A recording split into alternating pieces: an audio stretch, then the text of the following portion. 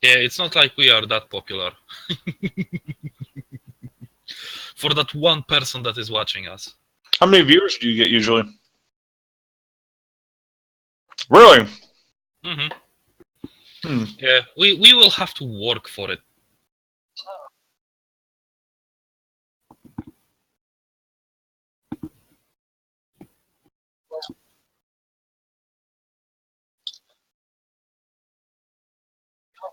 Well, yeah, I think the problem that I have is not the advertising, but when I watch a YouTube video, for example, and I got people like before they even start saying any of the content of the video, they're like, make sure you like, rate, and subscribe. It's like, fucking really? It's like you're one of those whores.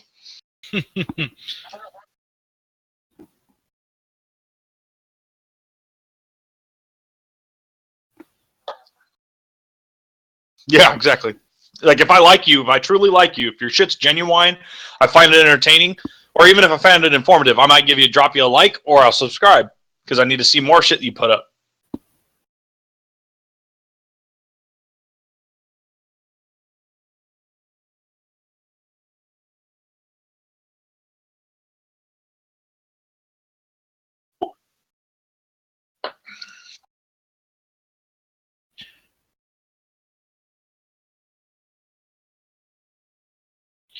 I treat this more 97 seasons, Morty.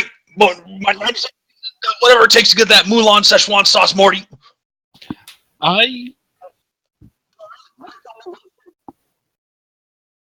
Hello!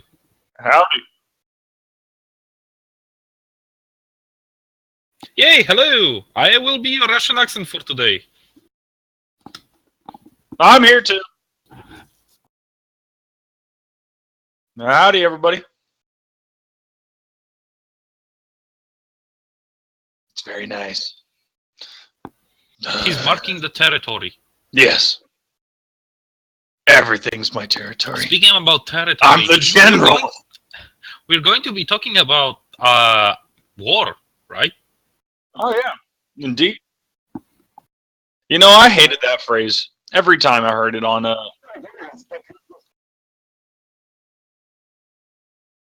Yeah, this is true. This is true. Well, I mean, you got to realize the doctrines of war, the approach that everybody attempts at it, and I would know. The reasons for war change as well.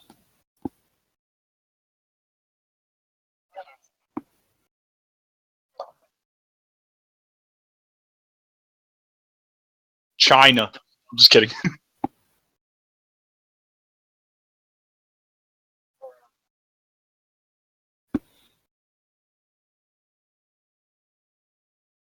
Actually, do you know that the people overseas, like the ISIS and the Taliban, are actually strapping bombs to drones and flying them into people? Yes, yeah, but they're using the consumer versions, right? Yes, they are using the consumer versions. Whereas, I mean, like, if you want to talk about actual UAVs, unmanned aerial vehicles, like major planes and stuff, like the U-2 Global, or no, sorry, the I forget what it's called. Well, its name designation is the Global Hawk. But yes, the Global Hawk itself, vastly insuperior to the U-2, but still the U-2 is severely outdated. When you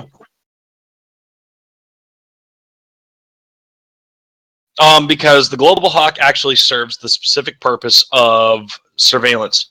All they are there for. Are you talking about the gray Eagles?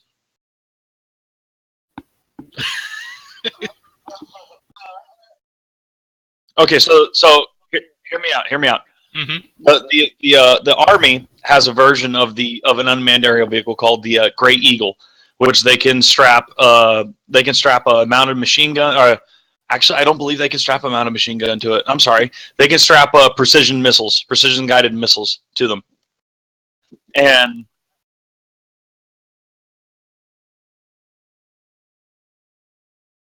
whenever there are drone strikes, they usually involve the Gray Eagles. Yes. Yes, but there's also, you gotta realize, if you ever see actual machine gun fire in any of those videos, it's not a drone. It's a C-130. AC-130? What is it?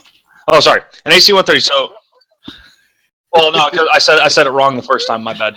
Yeah, C-130 is a cargo plane. An AC-130 is the same exact cargo plane. It's the same exact airframe, except they decided to put a 105 millimeter howitzer cannon inside of it, pointing outward, and a couple other heavy machine guns.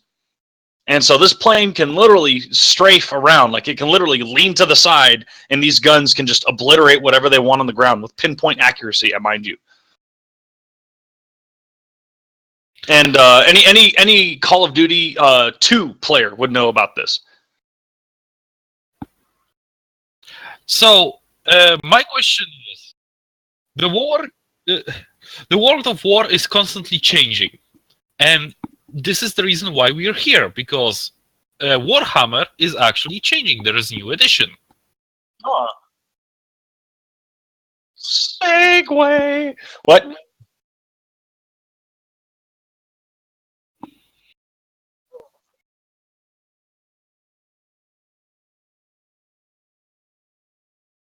Well, that end's coming pretty quick with the way they're going. Well, let's review where they're going.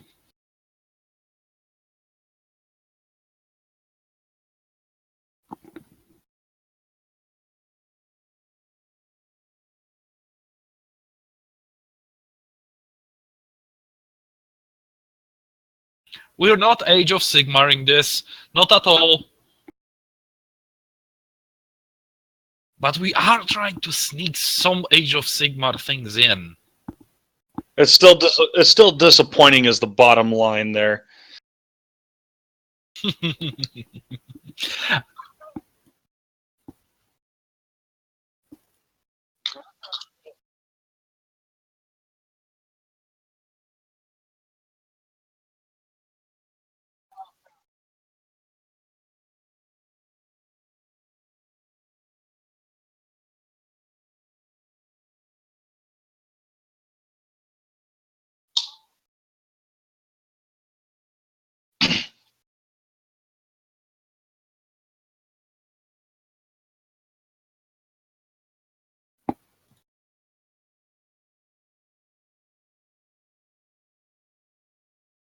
Well, I mean, in a sense, yes, because some weapons on tanks have minimum ranges, and others do not, such as the Punisher, which is a Gatling gun tank or Gatling gun mounted on a tank barrel, and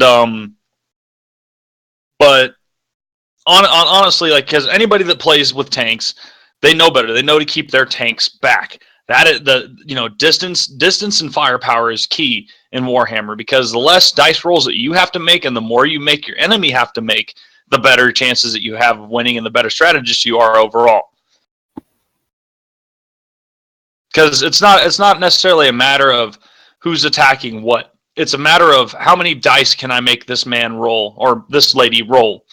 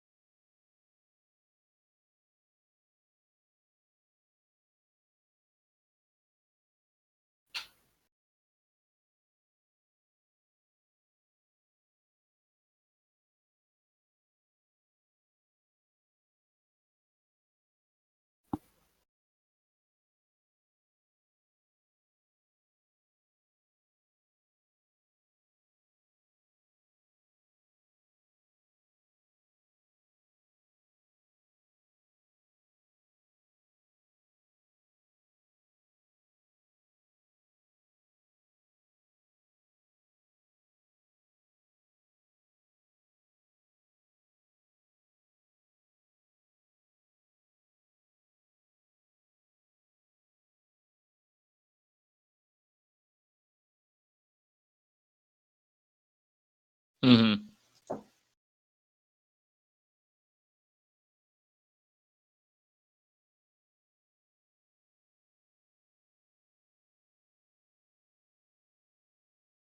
I bet they're OP.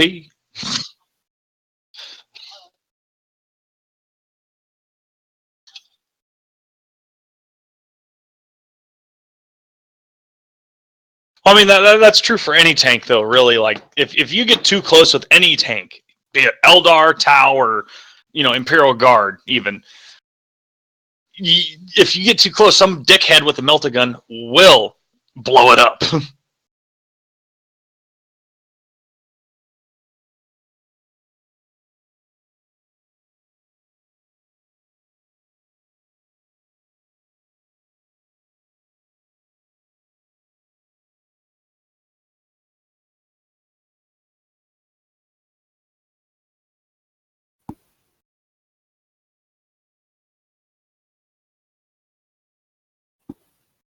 They hit the whole squad regardless of the template. Yeah.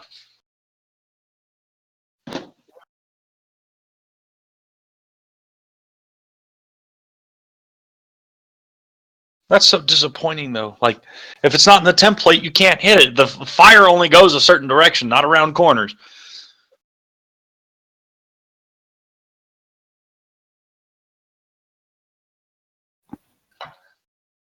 I mean, yes and no. Because everybody's placement is key. And it used to be that way. Now with the whole flamethrower thing, that kind of throws it out the window because if I had one guy sticking around the corner and I wanted to, attack somebody with that squad, only he would be able to hit it. And I'm not saying that rule has changed, but now when it comes to a flamethrower, with the technical rules that you have, provided with me, if I torch that one dude on the end, I harm the entire squad.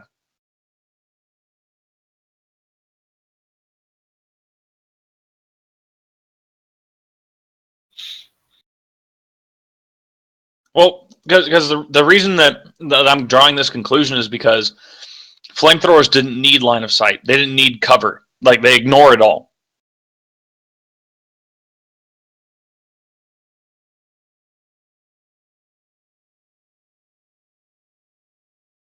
But if you're saying that if I hit somebody in that squad instead of it being a template, instead of just being a range instead of a template, then and I hit that squad, I damage the entire squad. That kind of goes to crap because, like I'm saying, like people that tactically position their guys to be around corners and stuff. If my one rogue flamethrower guy can happen to just touch one of your dudes, graze them on the shoulder, I can burn your entire squad to the ground potentially.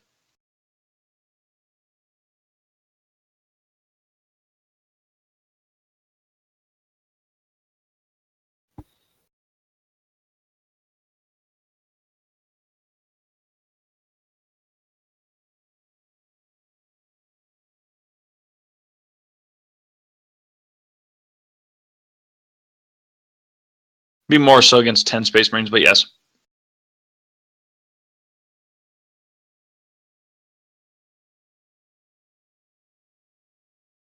But still, I mean, even then, like the strategy is changing for those, and it's changing drastically.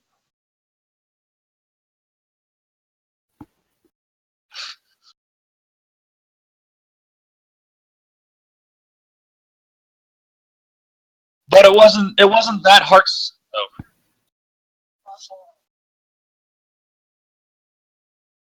That wasn't the heart set thing though, because what I still loved, the reason I loved 40K so much was because regardless of what army I picked up, Space Marine, Imperial Guard, Tau, Eldar, whatever it was, I had a fair advantage against everybody else, regardless of what they were playing.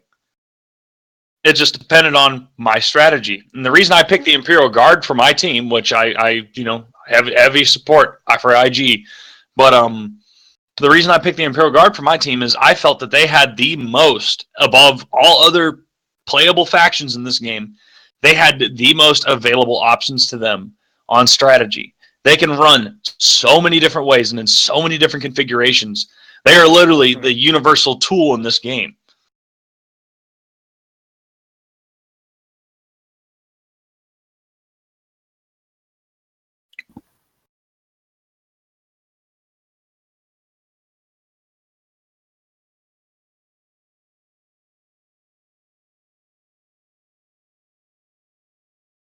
Yeah. No, I mean, my Imperial Guard haven't received a book since 2014.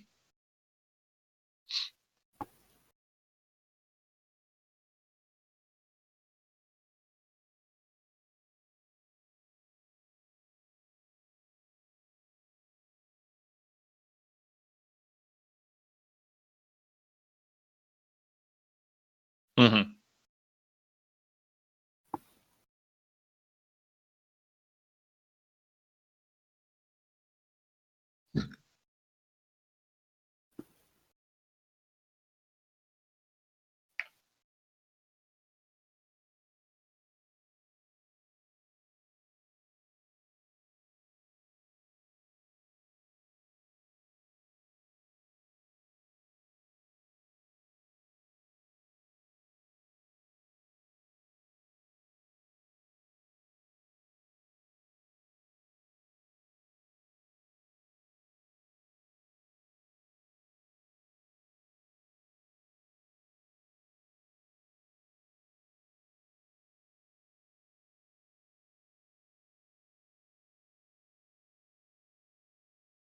Yeah, which is unheard of in actual 40K.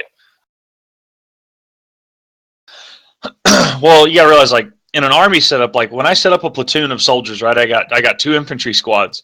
Each of those squads can only carry 1 special weapon, unless I enlist a special weapons team to join them, which then they can carry an extra 2 with them, and it's a separate squad.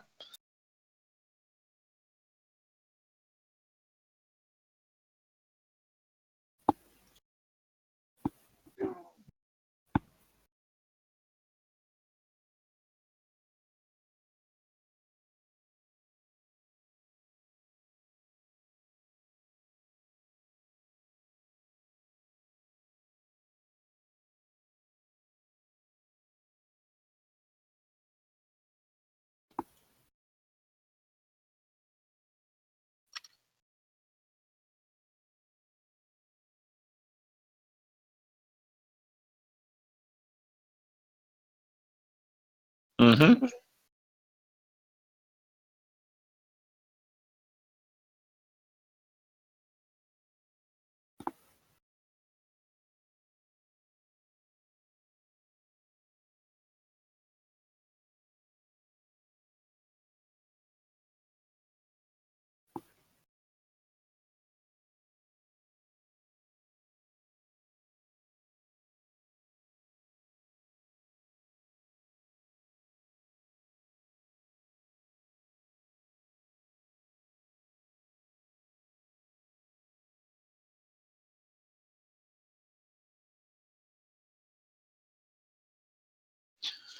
Well, if I remember correctly, you were telling me that these are going to be the rule set that they're about to deploy is now going to become an adaptive rule set. That this is the last rule book people have to buy, plus occasional updates. Which that's something that's unheard of with Games Workshop. I hear that they love turning out books.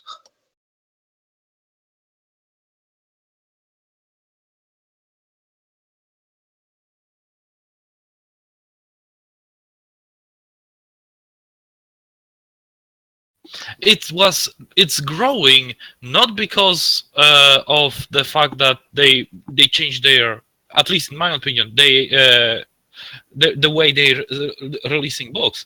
It's growing because they're marketing again. They completely ignored the entire Warhammer fantasy world for decades, and now suddenly they did something. It got the word got out, and now people are playing again. Because if you advertise something, it is popular. What do you know? What do you know? One thing that I did hear, though, is it actually is the end times for Age of Sigmar. They've received such low sales that they've actually been starting to work on and are considering stop generating models for Age of Sigmar because it just not enough people are buying and playing.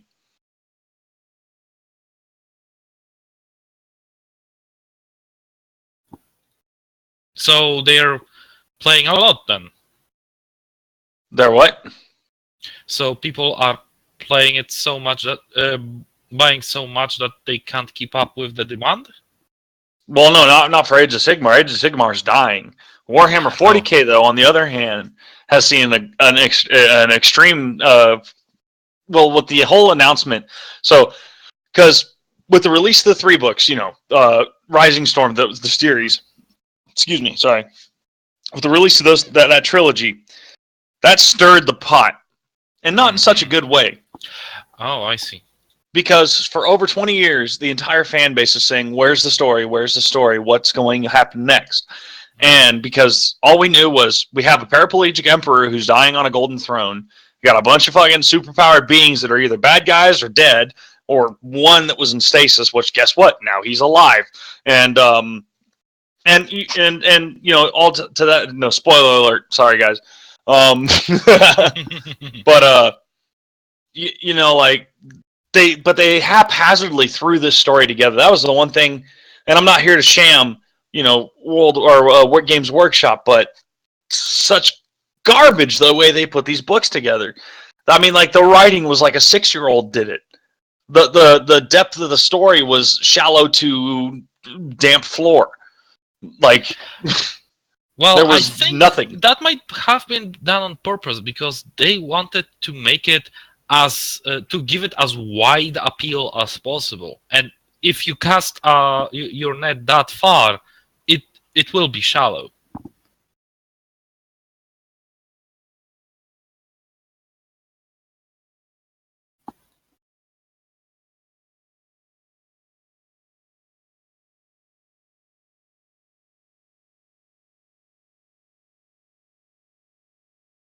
Mhm.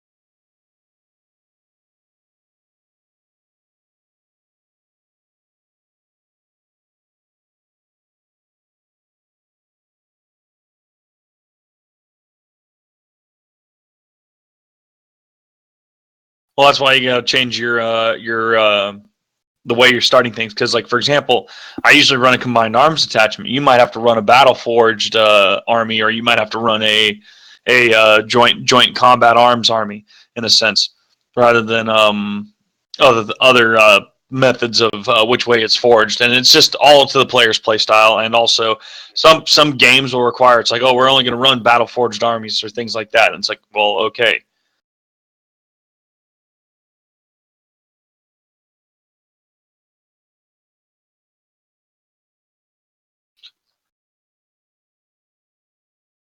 Well, yeah, Battleforge and combined arms attachments both are really just universal.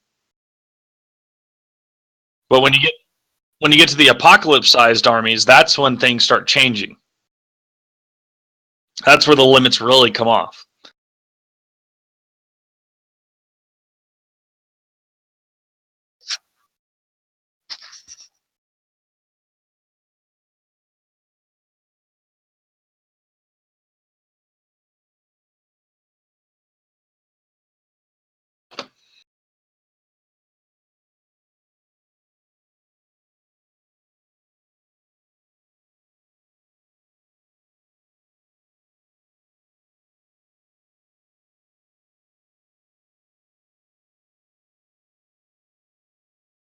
Yeah.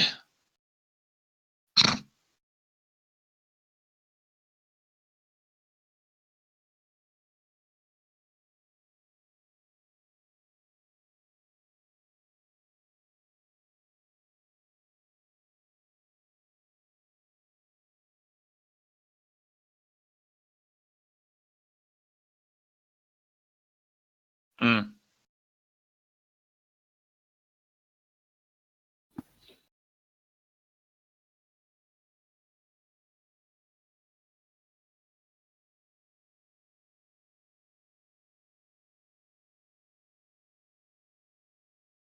Oh, he's a lore buff.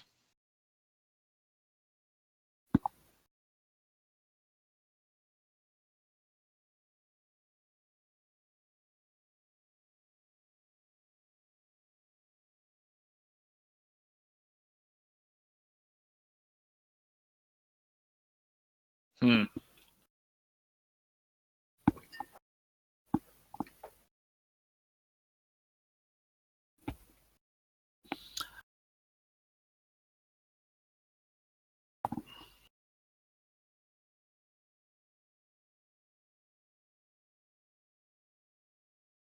Now, when you say free rulebook, so you're telling me this 170 something page book is being melted down to a 12-page book? No. Oh.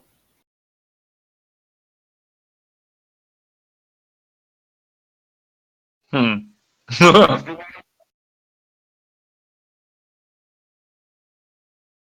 $75.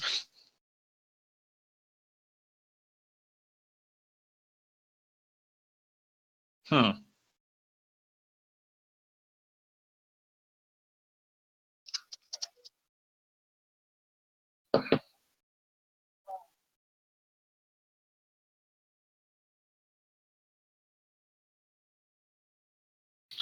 Well, they're joining the other big guys. They're coming out of the cave that they have sheltered in for 20 years.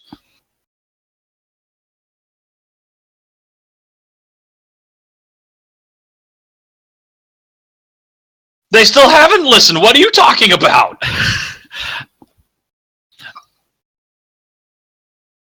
Well, nothing for the community. Necro, I think that they are not. They are still beating the cash cow that they have locked in their fucking basement, Robbie.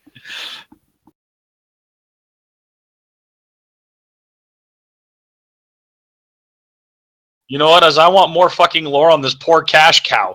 We need to go find this thing and rescue it. Necro, I think that yes, they are listening, but they are not listening to people, to their customers. They're started listening to their. They hired someone competent for the marketing department, who is actually who they are now listening to. That's basically what happened. They are not listening to the people, not anymore. They're listening to their magic conch. That's what they're doing. Honestly, like, Games Workshop has some of the most poor customer support that I've ever experienced. Almost second to that of, well, Steam is little to none. Like, you can't even call them. But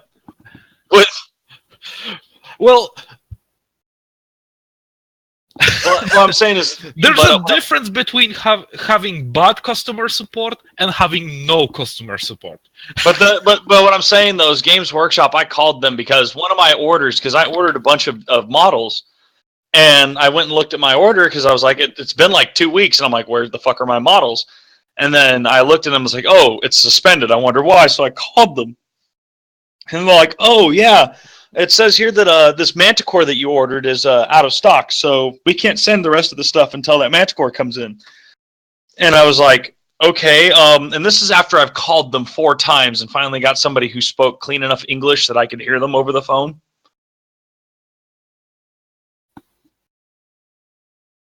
No, it's because I have a hearing problem and it's really hard for me to hear accents over the phone.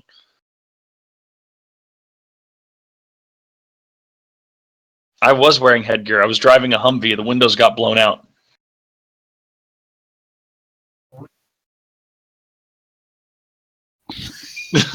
Those weren't issued to us. They didn't. The military did not provide me with earplugs that day. I actually had all the entire exercise, but that's regardless of the point. I can still claim benefits on them. Anyway.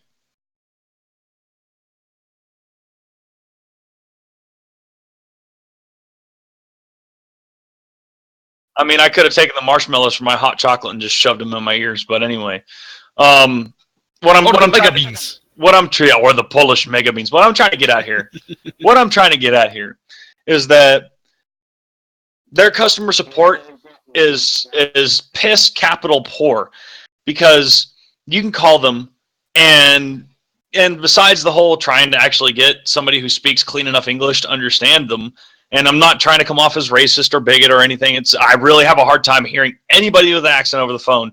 And Chris can attest to this because he always complains about how he hears an echo through my headset. And it's because I have it turned up all the way so I can hear him.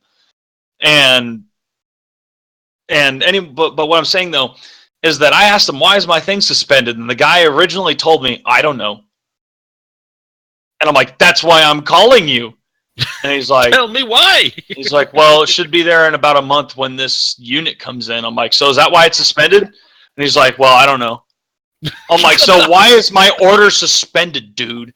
And he's just like, oh, well, you see here, this unit isn't in yet, so we got to wait for it to come in before we send you a full order. Or I can divide your order and I can just send you the unit when it comes in on its own. And I'm like, well, cool. Thanks for finally telling me this. And but the thing is when I ordered it, the unit was in supply. Yeah, and luckily enough, they don't take your money until they ship the order, so they didn't take my money at least. But exactly. And it's it's little to none, and then like they don't offer certain things, like Games Workshop's an expensive company. And I think that's an understatement, but like I asked them a simple question because sometimes when things get, because I don't like asking for military discounts, and hell, I don't like receiving them. But sometimes I will ask if it's something that's really fucking expensive, like Games Workshop. So I asked them like, "Oh, do you guys have military discounts by any chance?" And they're like, "No." Like literally, the dude's like, "Ha, no." He laughed when I asked, and I was like, "Oh."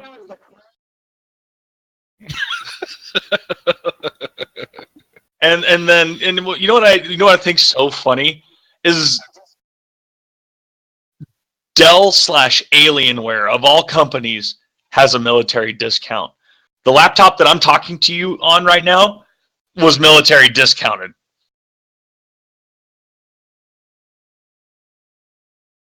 It's Microsoft/Dell, dude. What? That's horrible. I'm amazed that they do it.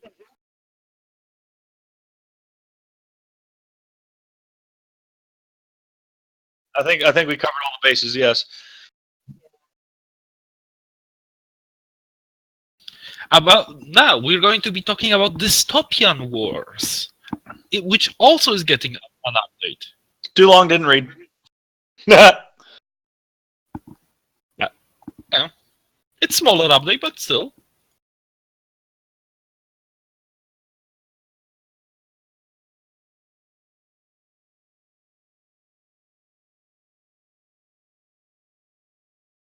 What's the modeling size on them? Is it 28 millimeters or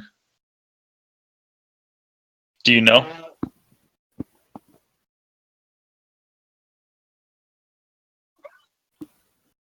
Well, I mean, I understand that they're really big, but I was just curious the actual, modeling size on them. Oh, okay. 20 millimeters is not that big.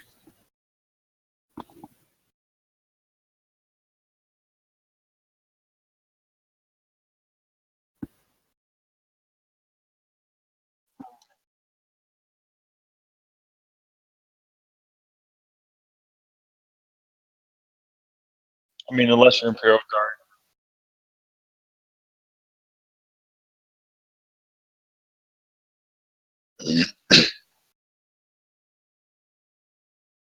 I mean,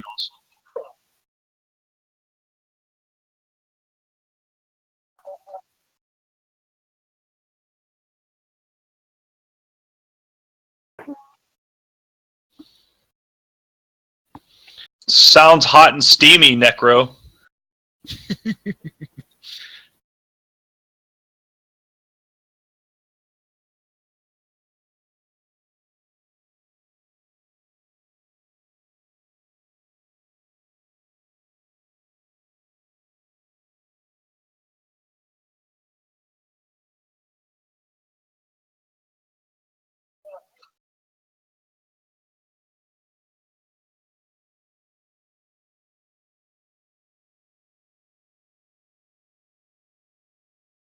Armored France, I mean, that rule should be pretty easy. All you do is you just turn around and go the opposite direction that your enemy's heading in. Wait. The opposite direction your No, enemy the same is direction heading? your enemy is headed in. My bad. The same direction.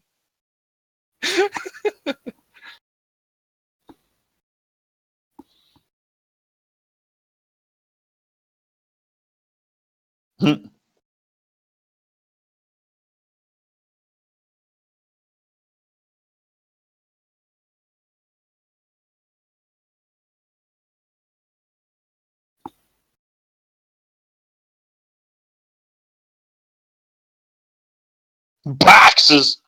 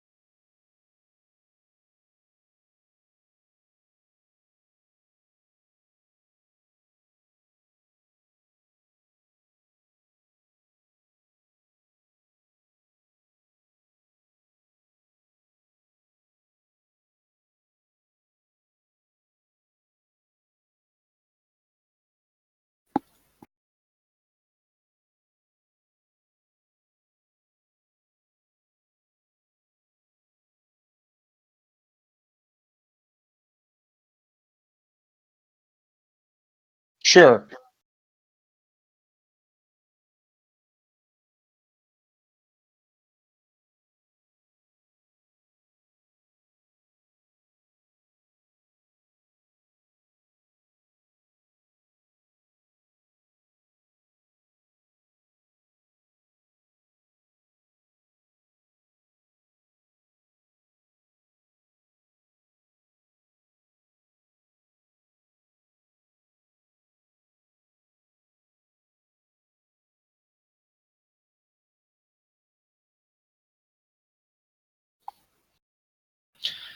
And so you basically gain air superiority just thanks to your setup of your army.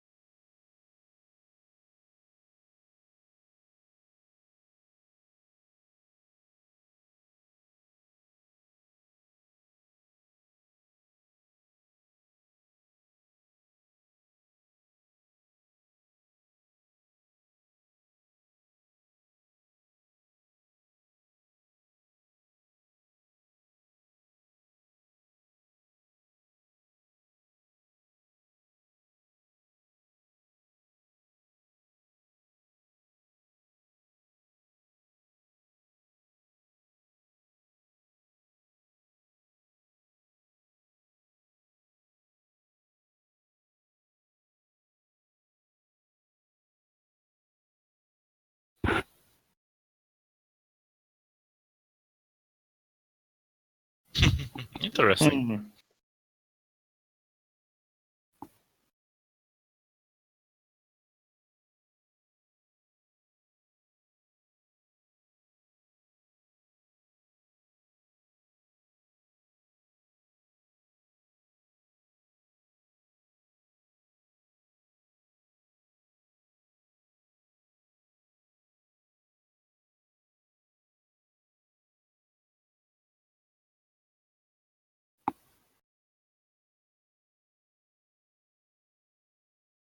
Oh, the support units, yes.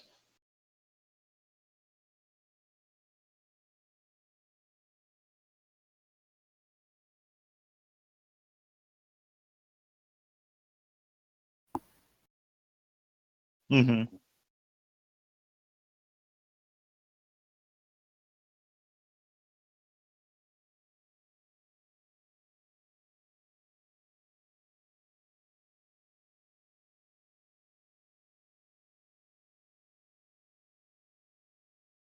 Hmm.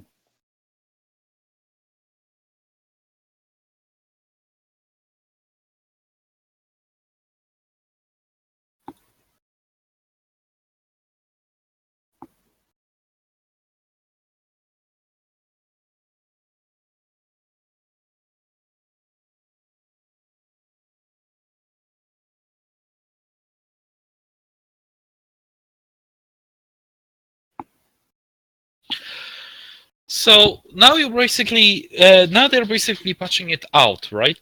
So that you no longer are capable of fully dominating the opponent. That's kind of cool.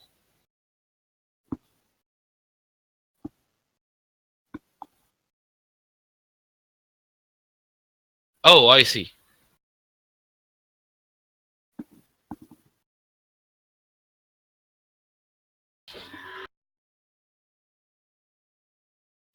Oh, I see.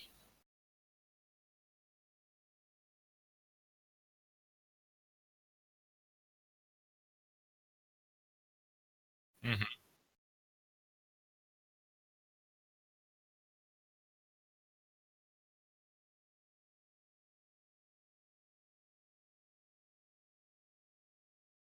Hmm.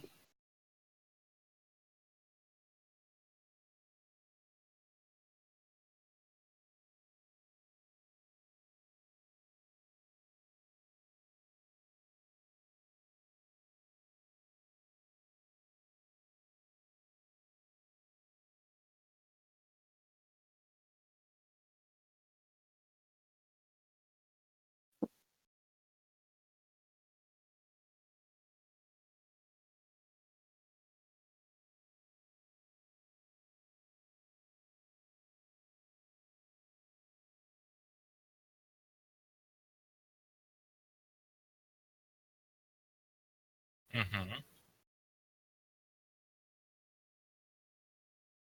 And then you run away.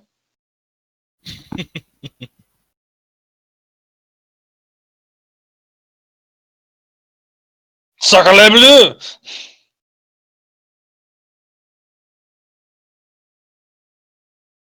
That's interesting.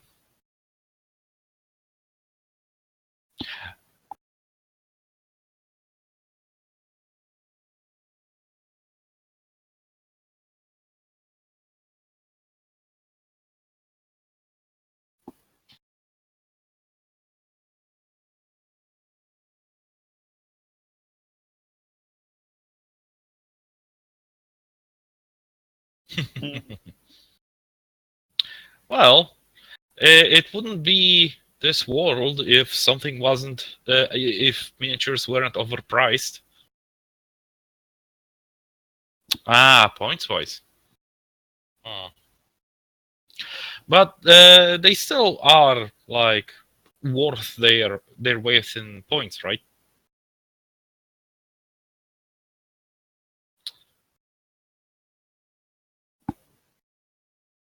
Hmm.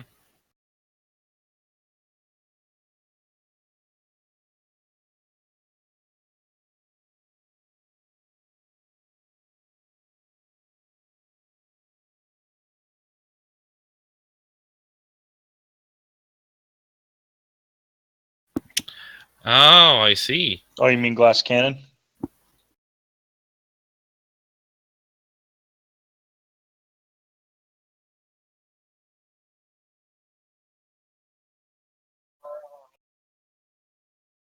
Well, I guess you have to pay for all those additions to your tanks and all other units, like the air conditioning, the uh, 5-point stereo, the massage in the chairs, in the Don't driving mention all seats. the wine that the French. Oh yeah, definitely the wines and the cheese is. You have to have in every vehicle a little fridge for wine and cheese. And then there are constant breaks and lunch times. You know what I'm saying? Yeah, yeah, definitely.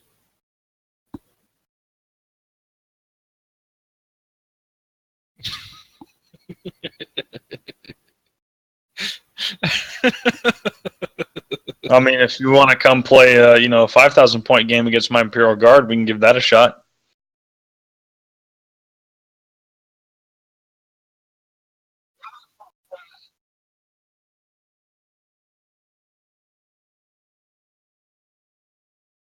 Honestly, with the new rule set, I would want to give it a couple small point games. That way, I understand the rules before I build a full fledged army to roll on you with. Yep. What was the third thing on your list? It seems like we kind of reached the end of our talking point on a.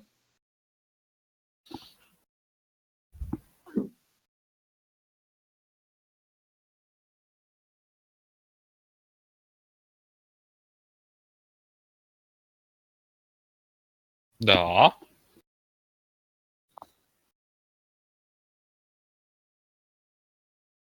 That's so strange.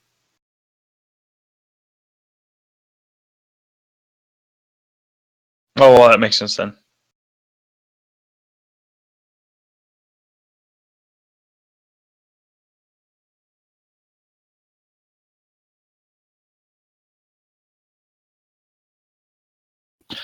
Oh, I see. That's the reason why all Polish miniatures have ships have hover elements, right? Because you can play naval battles on land then. Huh.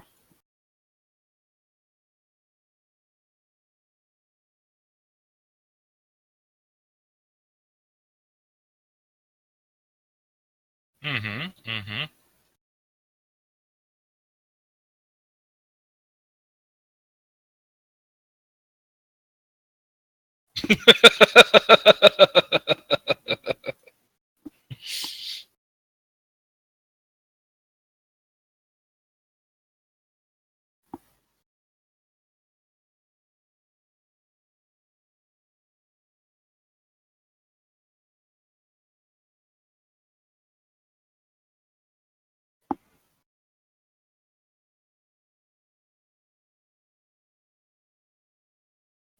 Hmm.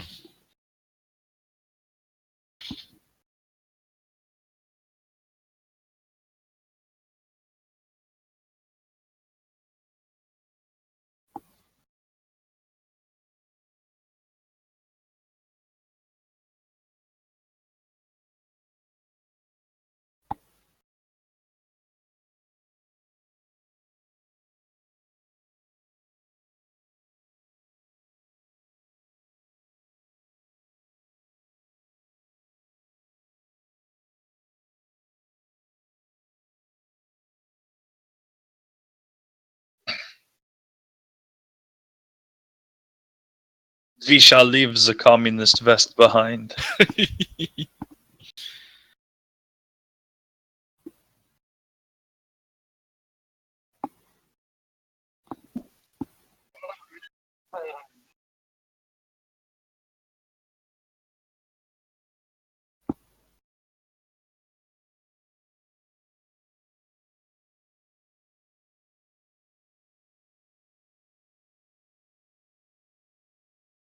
Oh, really? This should be very interesting. Then I'm quite excited.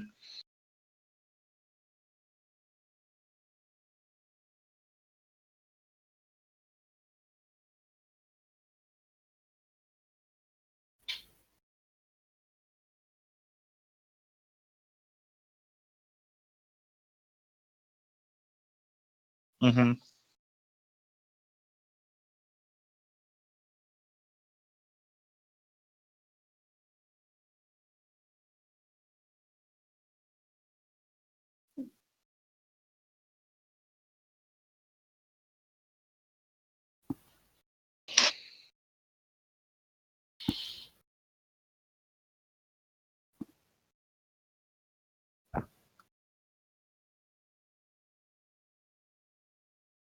Mm-hmm. Well, they're also Ooh, making it where you interesting. can. I mean, well, the Utopia DLC.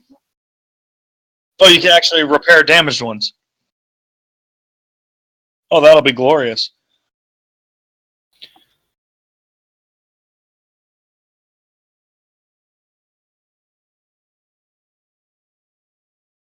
Hmm.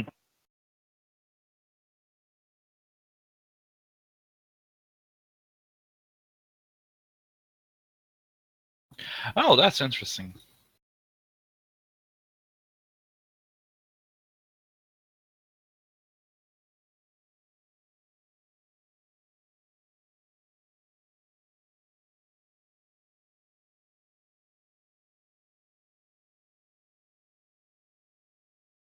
Mm-hmm.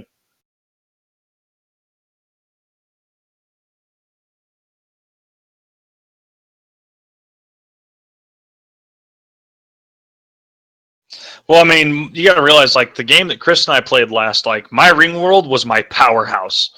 And Chris Hmm. can attest to this. Like, literally, my entire ring world could turn out an entire fleet in a matter of 10 minutes. And I'm talking about, like, a 100K powered fleet in a matter of minutes. In a matter of turns. Well, you got to realize it's real time, so it wasn't turns, but because when we were fighting the, because I had the ring world by the time we were fighting Oh yeah. the ethereals or whatever they're called. I forget what they're called.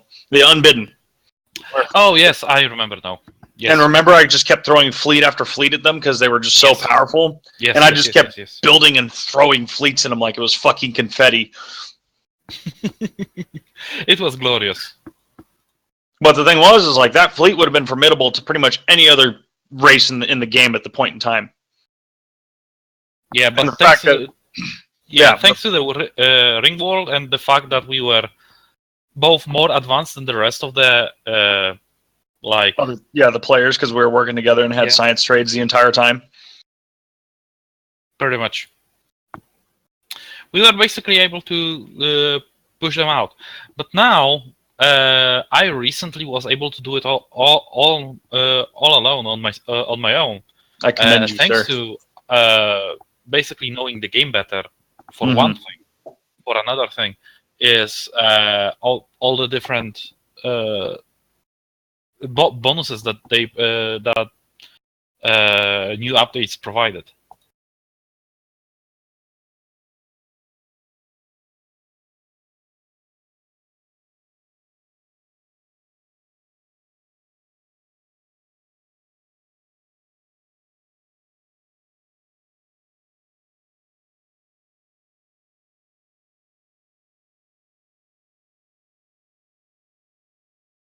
Mm.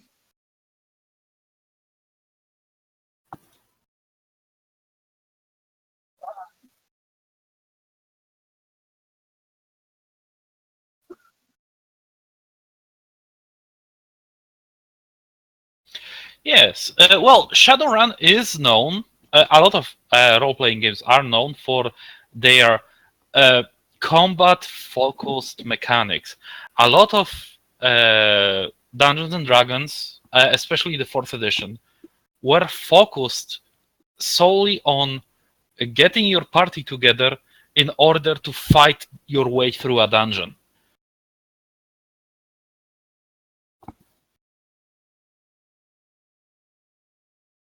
Hmm. And yeah, and now we're kind of the people. There's a popular like thinking going on around the.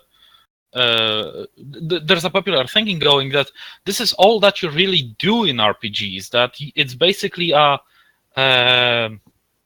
hack and slash, but in on a pen and paper. But that's not really the case. This is not how role-playing games started, and this is not where they're heading. It was mostly it's a very prominent part of the game, but it's not its sole, and it's not its core.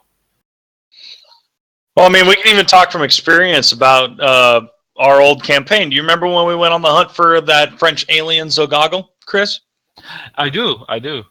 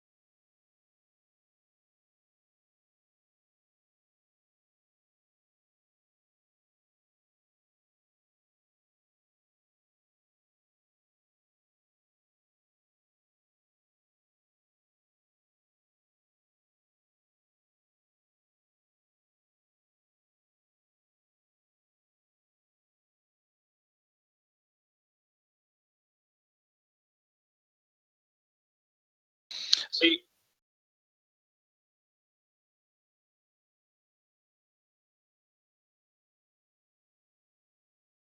remember how I made my commander character, Robbie?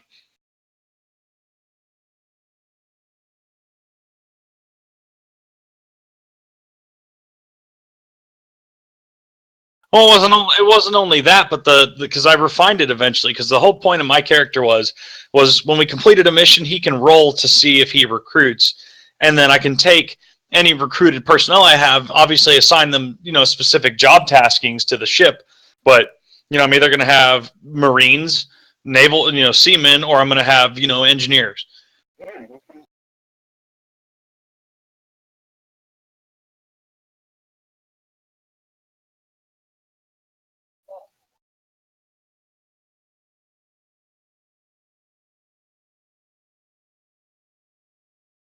Well, because I didn't understand how to play my character at the time because I still wanted to go hack and slash like David. But I realized that my character's main strength was in the units that he recruits.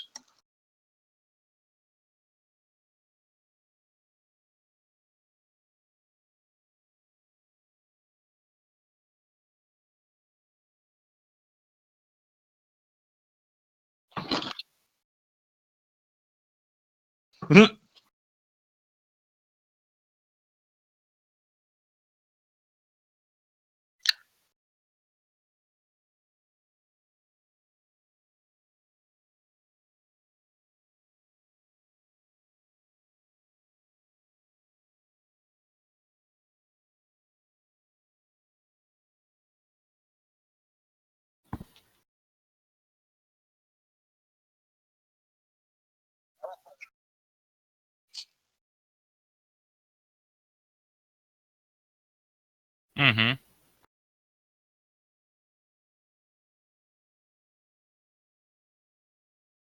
So basically, it's like the Dark Souls of D&D.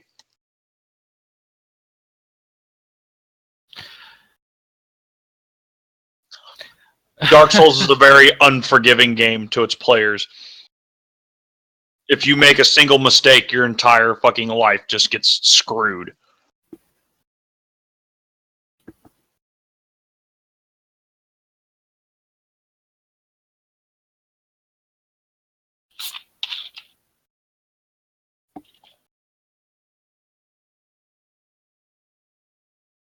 Mm-hmm. And so paranoia deepens.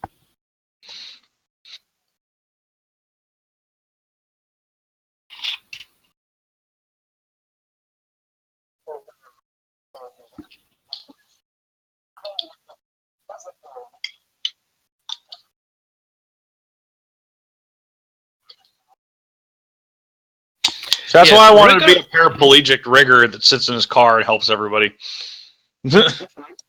Yeah, that's a fine way to play your game. However,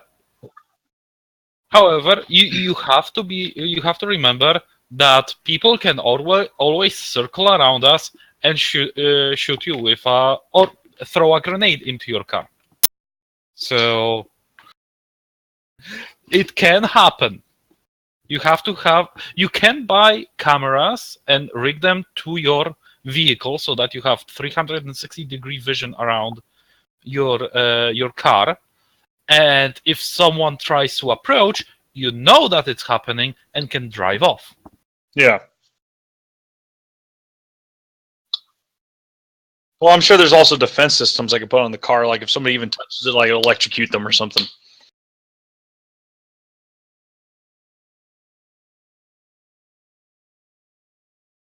Yeah.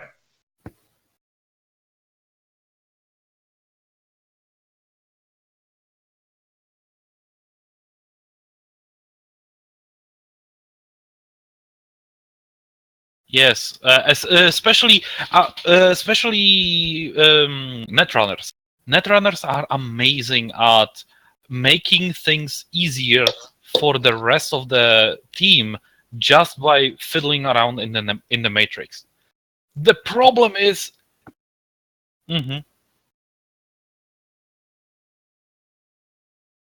yes,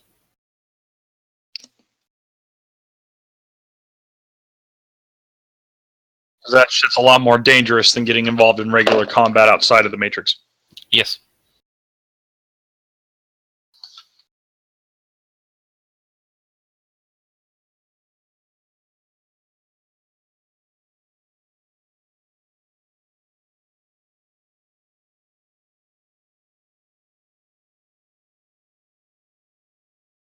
Mm-hmm.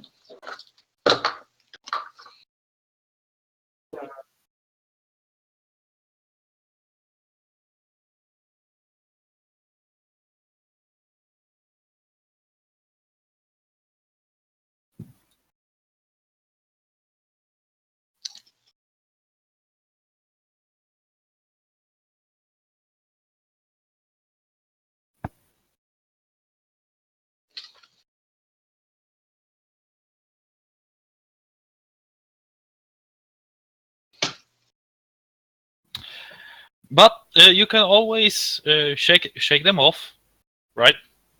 By being smart about how you're hacking stuff.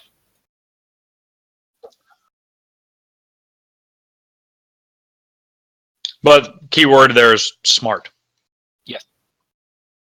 People get greedy, people get ballsy.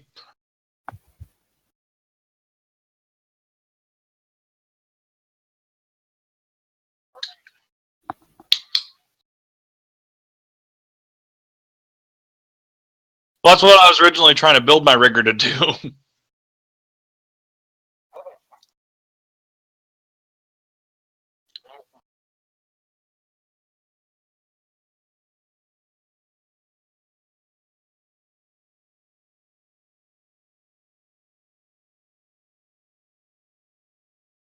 Mm-hmm.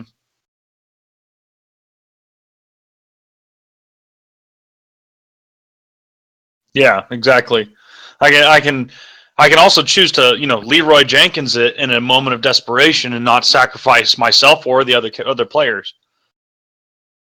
You can always sacrifice other players. That's the But essence I'd rather of Shadowrun. I'd rather not sacrifice my team But unless the that's the bounty's thing. big enough.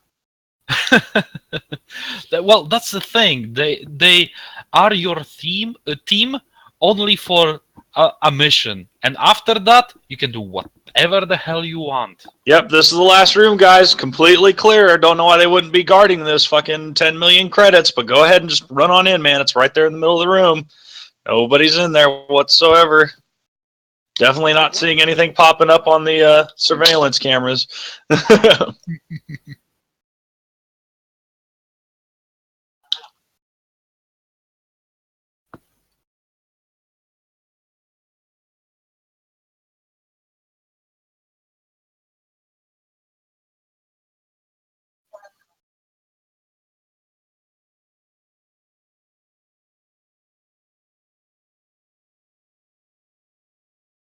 Well, it's like, why did you start playing this game?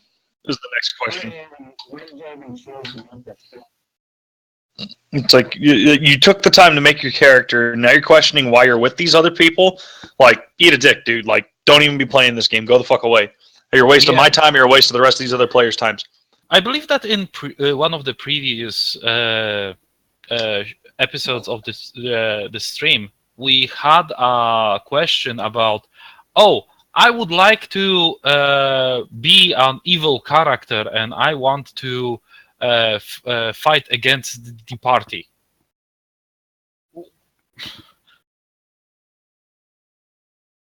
To be the villain, you wanted to be the antagonist.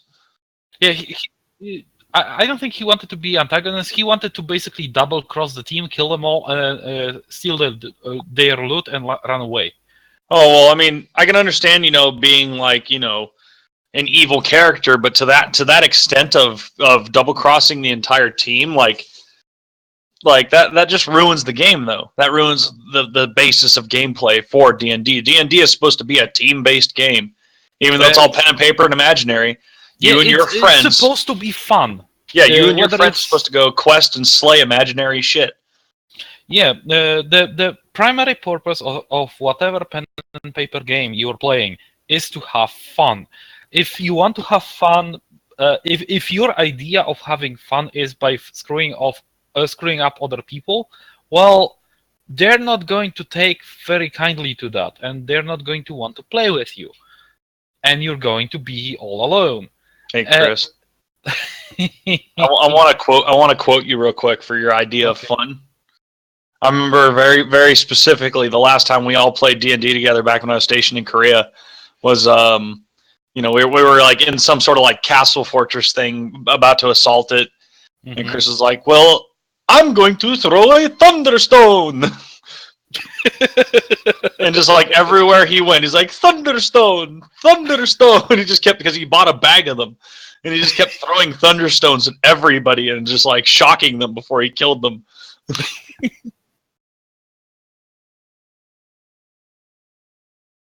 Yeah, flashbang. Flashbang for you and flashbang for you. Yeah, everybody gets a flashbang. It was. I was kind of bored at that point with all the standard ways to play, so I was trying to find a new ways to play the game. And I will throw thunderstone. Yeah, and I went deep into the items, and I looked for the items. I looked how can they be used, and there are like thunderstones. I believe there were items that caused silence. There were items that caused mist. I think the thunderstone caused silence and deafening. Yeah, they were actually a different way to play a character, and that was very enticing to me and very fun. Mm-hmm. It was a lot of fun. That campaign was very fun, by the way. Well done storyline wise too, Robbie.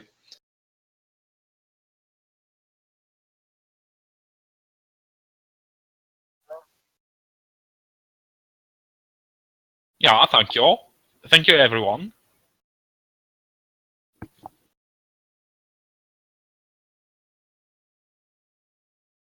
Yay!